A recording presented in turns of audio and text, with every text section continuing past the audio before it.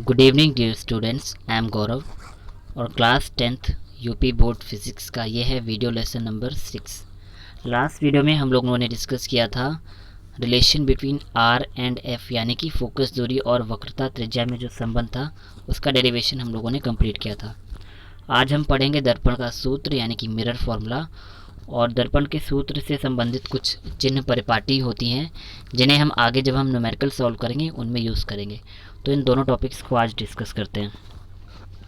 तो दर्पण का सूत्र बताने से पहले यहाँ पर 3 इम्पॉर्टेंट टर्म्स होती हैं, उन्हें डिस्कस कर लेते हैं। फर्स्ट होती है U, दूसरी V तथा F। अब U, V और F इनमें क्या संबंध होता है इन्हें देख लेते हैं ज़रा। तो सबसे पहले तो गोलीय दर्पण में इसके ध्रुव से प्रतिबिंब की दूरी V कहलाती है। यानी कि कोई भी हमारा जो गोलीय दर्पण है उसमें जो ध्रुव है P, उससे जो हमारा प्रतिबिंब है यानी कि जो इमेज बन रही है वहाँ तक की जो डिस्टेंस है उसे हम V कहेंगे। अब आ जाते हैं डायग्राम पे। डायग्राम में देखिएगा, ये हमारा ध्रुव है और इस ध्रुव से हमारा जो प्रतिबिंब बन रहा है A डैश B डैश, यहाँ तक की जो दूरी है इसको मैंने V से रिप्रेजेंट किया है। यानी कि दर्पण के ध्रुव P तथा प्रतिबिंब की दूरी को V कहते हैं। नेक्स्ट हमारा है ध्रुव से वस्तु की दूरी U होती है। यानी इसी ध्रुव से हमारी जो एक्चुअल वस्तु कहाँ पर रखी है, यानी कि वस्तु हमारी जो AB रखी हुई है ये हमारी वस्तु है, और इस ध्रुव से लेकर इस वस्तु तक की जो दूरी होती है इसको हम U से रिप्रेजेंट करते हैं। ठीक है, और यहाँ पर देखिए ये डायग्राम में रिप्रेजेंट हुआ है U। ये कहाँ तक की दूरी है, ध्रुव से लेकर वस्तु AB तक की जो दूरी है ये हमारी U है। और फोकस दूरी को F से निरूपित करते हैं। तो फोकस दूरी को F से निरूपित करते हैं, ये बात आपको अच्छे से पता है। इसकी फोकस दूरी की डेफिनेशन हमने पहले ही पढ़ ली थी कि ध्रुव P से मुख्य फोकस F के बीच की दूरी होती है उसे फोकस दूरी कहते हैं। तो ये हमारा हो गया F। ये 3 इंपॉर्टेंट टर्म्स हैं। अब हम आते हैं जो हमारा दर्पण का फॉर्मूला है इसे निम्न प्रकार व्यक्त करते हैं। इस फॉर्मूले को देख लीजिए ज़रा। हमारा जो दर्पण का फॉर्मूला है वो है 1/f equal to 1/v plus 1/u, जहाँ पर हमारा जो f है वो फोकस दूरी, v हमारी दर्पण से प्रतिबिंब की दूरी और u दर्पण से वस्तु की दूरी। ठीक है, तो इस फॉर्मूले को आप अच्छे से लर्न कर लीजिए क्योंकि इसी फॉर्मूले पर हम लोग मोस्टली जो न्यूमेरिकल्स हैं दर्पण से होने वाले वो सारे न्यूमेरिकल इसी फॉर्मूले पे सॉल्व होंगे। एक और फॉर्मूला आता है रेखीय आवर्धन का। ठीक है, तो इसको भी समझ लेते हैं क्या होता है। प्रतिबिंब की ऊंचाई तथा वस्तु की ऊंचाई का अनुपात रेखीय आवर्धन कहलाता है। इसे स्मॉल m से निरूपित करते हैं और इसका कोई मात्रक नहीं होता। ठीक है, अब प्रतिबिंब की ऊंचाई यानी कि जो हमारी इमेज है वो कितनी ऊंची है और हमारी वस्तु यानी कि हमारा जो ऑब्जेक्ट है वो कितना ऊंचा है, इन दोनों का जो अनुपात है यही हमारा रेखीय आवर्धन कहलाएगा। अब इन दोनों को समझने के लिए पहले लास्ट पेज वाले डायग्राम पर हम लोग आते हैं। इस डायग्राम में ये देखिए जो AB बन रहा है, ये जो AB है ये हमारी वस्तु है और इसकी लेंथ को हमने O से रिप्रेजेंट किया है, O in the sense of object. ठीक है, और वहीं हमारा ये जो प्रतिबिंब है बीचों बीच A डैश B डैश बन रहा है, इसको हमने कैपिटल I से रिप्रेजेंट किया है, where I in the sense of image. यानी कि AB जो प्रतिबिंब बन रहा है उसकी ऊंचाई O है और A dash B dash AB जो वस्तु है उसकी ऊंचाई O है और A डैश B डैश जो प्रतिबिंब बन रहा है उसकी ऊंचाई I है। ठीक है, और इन दोनों की ऊंचाई के अनुपात को ही हमने बोला है रेखीय आवर्धन। तो आ जाते हैं रेखीय आवर्धन के फॉर्मूले में। रेखीय आवर्धन क्या कह रहा है, प्रतिबिंब की ऊंचाई तथा वस्तु की ऊंचाई का अनुपात रेखीय आवर्धन कहलाता है। इसे m से रिप्रेजेंट करते हैं। तो m बराबर I/O, I in the sense image and O in the sense of object. तो रेखीय आवर्धन m बराबर साइज ऑफ इमेज बटे साइज ऑफ ऑब्जेक्ट, यानी कि हमारे प्रतिबिंब का आकार बटे वस्तु का आकार। इसका एक और फॉर्मूला होता है m is equal to -v/u। ठीक है, यानी कि कुछ कंडीशंस में अगर हमको I और O की वैल्यू नहीं पता है तो हम U और V की वैल्यू पुट करके भी m की वैल्यू कैलकुलेट कर सकते हैं। जहाँ पर m क्या है, तो m हमारा रेखीय आवर्धन है, i हमारी साइज ऑफ इमेज यानी कि प्रतिबिंब की ऊंचाई, और o हमारा साइज ऑफ ऑब्जेक्ट यानी कि वस्तु की ऊंचाई है। अब रेखीय आवर्धन के संबंध में भी कुछ महत्वपूर्ण पॉइंट्स हैं, उनको डिस्कस कर लेते हैं। सबसे पहला पॉइंट, यदि m की वैल्यू धनात्मक है यानी कि अगर m पॉजिटिव है तो वस्तु तथा प्रतिबिंब दोनों मुख्य अक्ष से ऊपर होंगे तथा प्रतिबिंब आभासी होगा। यानी कि अगर m की वैल्यू पॉजिटिव है, इसका मतलब है हमारी जो वस्तु है और जो प्रतिबिंब है वो दोनों ही हमारे मुख्य अक्ष के ऊपर हैं, ठीक है। लेकिन जो हमारा प्रतिबिंब है वो कैसा है, आभासी है, वर्चुअल है। यदि m ऋणात्मक है यानी कि अगर m की वैल्यू नेगेटिव है तो इसका मतलब प्रतिबिंब वास्तविक है, ठीक है। और कुछ इंपॉर्टेंट फैक्ट्स हैं, वो क्या हैं, तो अवतल दर्पण के लिए m हमेशा +1 से बड़ा होता है। यानी कि अगर कोई अवतल दर्पण है तो उसका रेखीय आवर्धन हमेशा 1 से ज़्यादा होगा, और वहीं उत्तल दर्पण के लिए m हमेशा 1 से छोटा होगा। यानी अगर हमने अवतल दर्पण लिया है तो रेखीय आवर्धन की वैल्यू 1 से ज़्यादा होगी, और उत्तल दर्पण के केस में हमेशा वैल्यू 1 से कम होगी। और वेन एवर वी यूज़ समतल दर्पण, यानी कि अगर समतल दर्पण की बात की जाए, प्लेन मिरर की, तो उस कंडीशन में रेखीय आवर्धन की वैल्यू हमेशा 1 होती है। ऐसा क्यों होता है समतल दर्पण में, मैं आपको बता दे रहा हूँ। क्योंकि समतल दर्पण में जो इमेज है वो वस्तु के आकार की ही बनती है, तो वस्तु का और इमेज का जो अनुपात है वो एक दूसरे के बराबर ही हो जाता है। इस वजह से इन दोनों का अनुपात हमेशा 1 ही आएगा, ठीक है। अब गोलीय दर्पण से रिलेटेड कुछ चिन्ह परिपाटी हैं, उनको देख लेते हैं ज़रा, ठीक है। तो कुछ इम्पॉर्टेंट टर्म्स हैं, इसको हम डायग्राम से डिस्कस करेंगे, पहले इन लाइंस को हम डिस्कस कर लेते हैं। चिन्ह परिपाटी, पहली बात तो है कि वो निर्देशांक ज्यामिति पर निर्भर करती है। आपने निर्देशांक ज्यामिति मैथ्स में पढ़ी होगी, जहाँ पर हमारी एक मूल बिंदु होता है जिसको हम बोलते हैं 0 एक्सिस, ठीक है। और मूल बिंदु से ही हम अपने निर्देशांक को डिसाइड करते हैं कि कौन सा निर्देशांक प्लस होगा, कौन सा माइनस होगा, ठीक है। तो अब यहाँ पे हम दर्पण में किसको लेंगे भाई मूल बिंदु, तो दर्पण के मुख्य अक्ष P को मूल बिंदु मानते हैं, ठीक है। और ये इस प्रकार है। पहली बात कह रहा है, बिंब सदैव दर्पण के बाईं ओर रखा जाता है। यानी कभी भी हम जब कॉपी पे कोई डायग्राम बनाते हैं तो हमारा जो बिंब है यानी कि जो वस्तु है उसको हमेशा हम दर्पण के बाईं तरफ रखेंगे।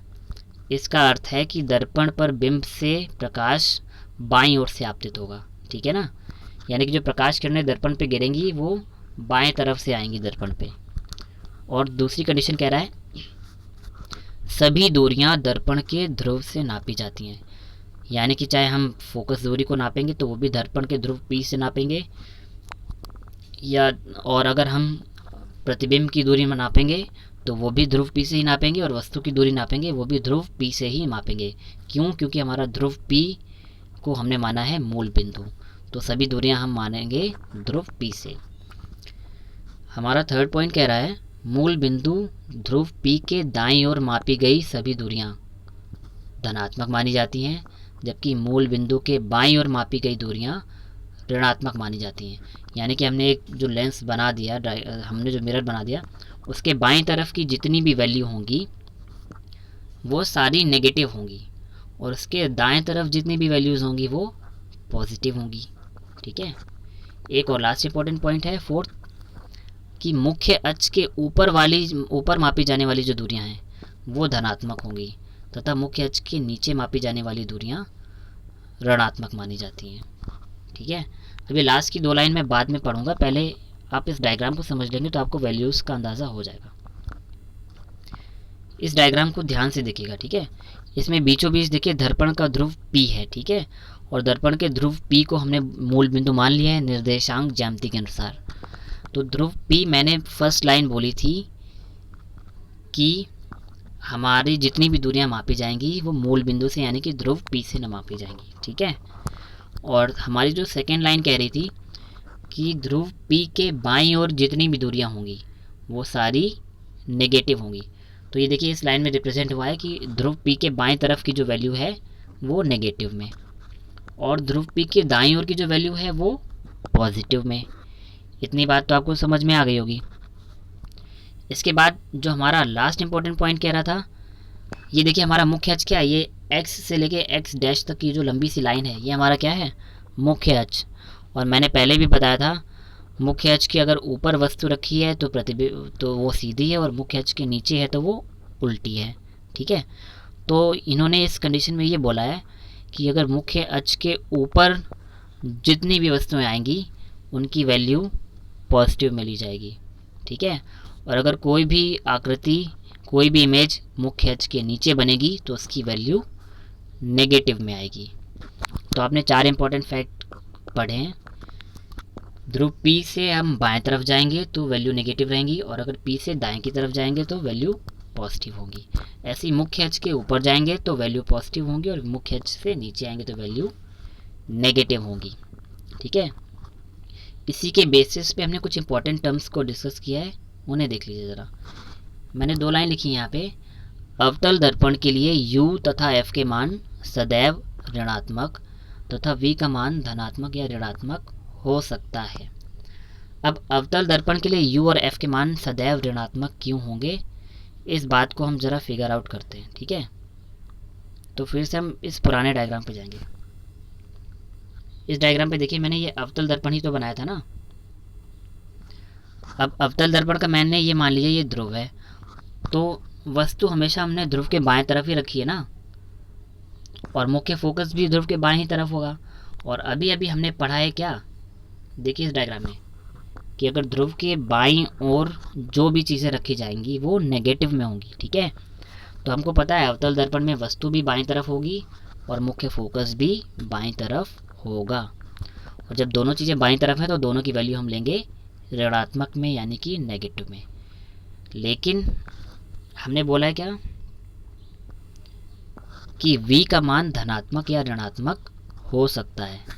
तो V का मान धनात्मक या ऋणात्मक इसलिए हो सकता है क्योंकि अवतल दर्पण के केस में जो हमारी जो इमेज बनती है, जो प्रतिबिंब बनता है, वो हमारे मुख्य अक्ष के यानी कि P के बाईं ओर भी बन सकता है और P के दाईं ओर भी बन सकता है। अर्थात दर्पण के आगे भी बन सकता है और दर्पण के पीछे भी बन सकता है। तो इस कंडीशन में V की वैल्यू पॉजिटिव और नेगेटिव दोनों हो सकती है। सेकेंड हम बात करते हैं अगर उत्तल दर्पण की, तो उत्तल दर्पण के लिए U का मान ऋणात्मक होता है तथा F व V के मान धनात्मक होते हैं।